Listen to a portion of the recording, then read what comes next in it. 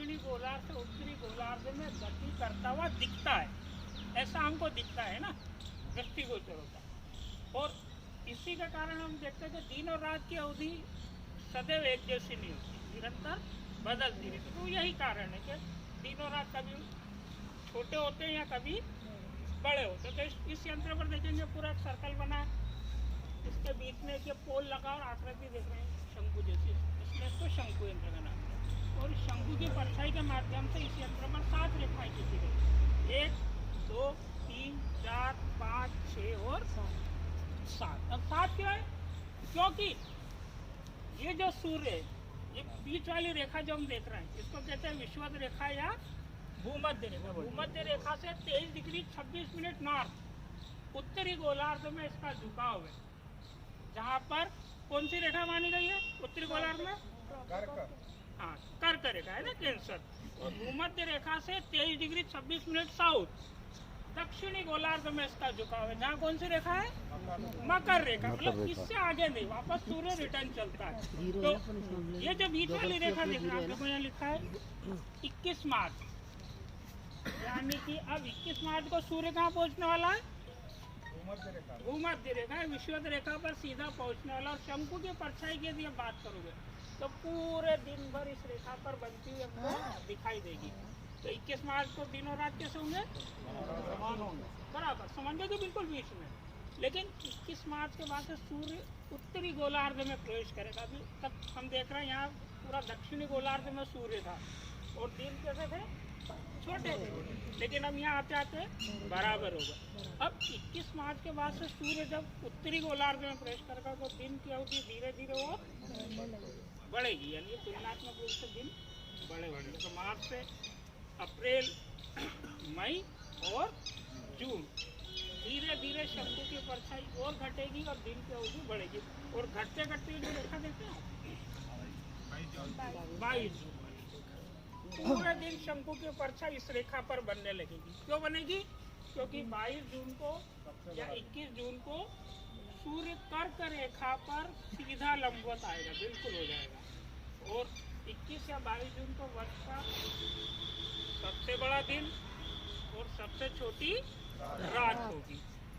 दूसरा एक चीज और है, एक वर्ष का सबसे बड़ा दिन और छोटी रात तो है, लेकिन भारतीय मानक समय की यदि हम बात करें तो 12:28 या उज्जैन के स्थानीय समय की बात करें तो ठीक 12 बजे क्या होगा? इसकी परछाई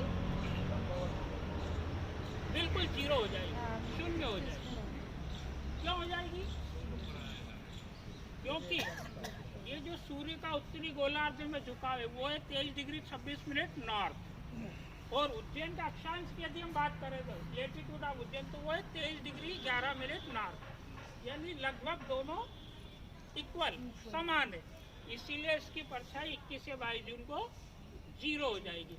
और हम बात करते हैं उज्जैन कर्क रेखा के नजदीक स्थित है तो वो यहाँ प्रूफ हो जाएगा। तो उज्जैन कर्क रेखा के नजदीक स्थित है, इसीलिए इसकी शेडो 0 हो रही।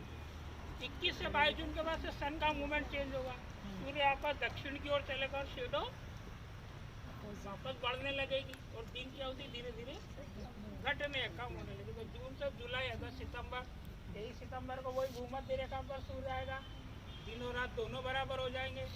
23 सितंबर के बाद से सूर्य दक्षिणी गोलार्ध में शेडो और बढ़ेगी और दिन फिर छोटे होने लगेंगे। छोटे क्यों होंगे? दक्षिणायन सूर्य हो जाएगा।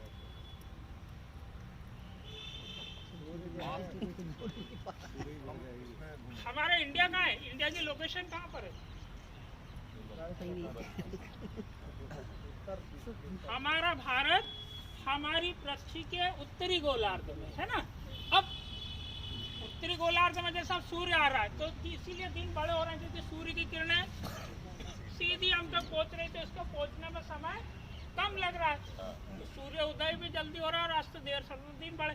लेकिन जब दक्षिणी गोलार्ध में जाएगा तो हमसे दूर चले जाएगा, तो सूर्य की किरणों को हम तक पहुँचने में समय, तो सूर्य उदय भी देर से होगा, अस्त जल्दी होगा। इसीलिए जब सूर्य दक्षिणी गोलार्ध में होगा तो भारत सहित पूरे उत्तरी गोलार्ध में दिन छोटे और रात बड़ी होने लगेगी। और शंकु की परछाई धीरे धीरे बढ़ते बढ़ते सितंबर से अक्टूबर, नवंबर और दिसंबर 22 दिसंबर को जब शंकु की प्रतिमा पूरे दिन इस पर बनेगी, तो 22 दिसंबर वर्ष का सबसे छोटा दिन और सबसे बड़ी रात। लेकिन कहाँ, हमारे भारत सहित पूरे उत्तरी गोलार्ध, दक्षिणी गोलार्ध में क्या होगा, इसका अपोजिट। देखना वहाँ ऑस्ट्रेलिया मकर रेखा पर है, ऑस्ट्रेलिया का मौसम हमेशा अपोजिट उल्टा रहेगा। मौसम की भी यदि हम बात करेंगे तो अब मौसम धीरे धीरे वापस गर्म होने लगा, क्योंकि सूर्य की किरणें सीधे आ रही थी, इसकी तीव्रता ज्यादा है। जब दक्षिणी गोलार्ध में था तो एंगल बनाकर आ रही थी, तो मौसम ठंडा था।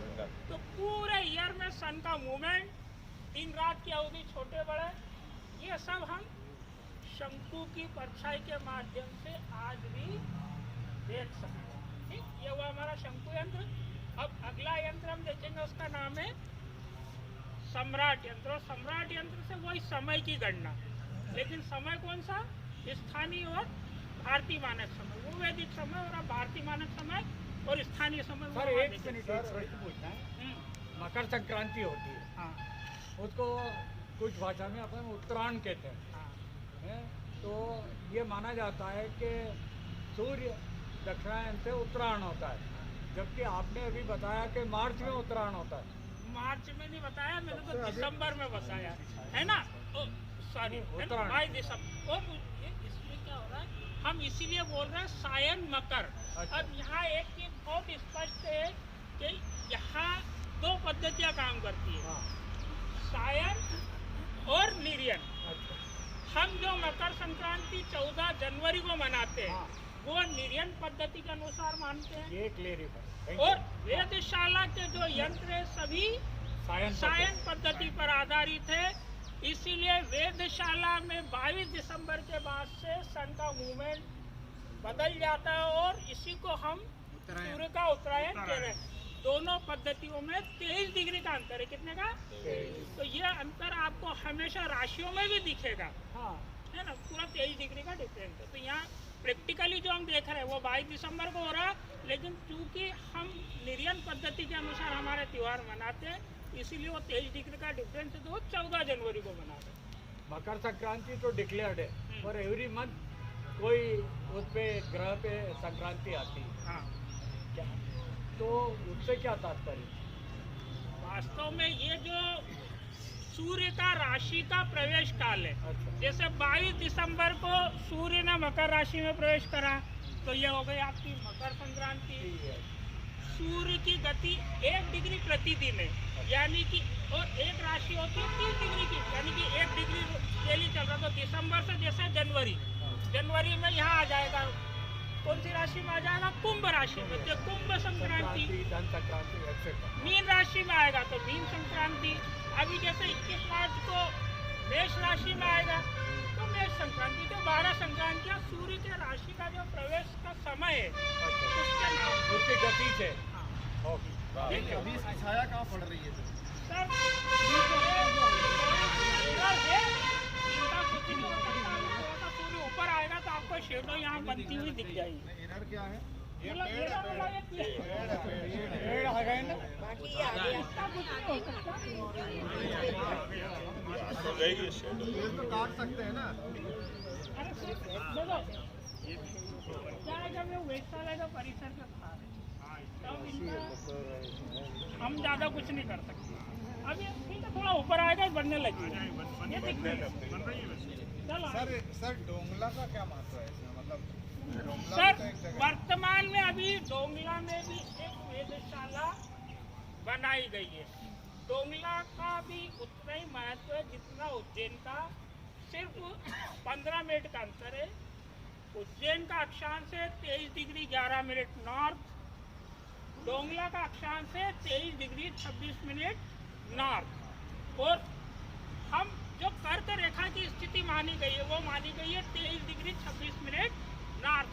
मतलब एग्जैक्ट वाली स्थिति की यदि हम बात करें तो डोंगला में है, लेकिन उज्जैन की वेधशाला में भी वही प्रैक्टिकल आपको दिखेगा जो डोंगला में दिख रहा है, क्योंकि सिर्फ 15 मिनट का अंतर, और सूर्य हमसे इतनी अधिक दूरी पर है कि वहाँ से जो एंगल है वो पृथ्वी तक आते आते 15 मिनट का अंतर में 0 हो जाता है। सारी घटनाएं आपको वेश्यालय में अच्छा, मिलेगी। ये सायन सायन का क्या है? हाँ, मंगल लाभ सायन तुला जैसे सायन मंगल मकर ग्रह का उत्पत्ति स्थल सायन तो उसका इससे क्या रिलेशन है मतलब? सिर्फ वेश्यालय की बात है। तुला राशि है। सायन सायन मतलब शाम के टाइम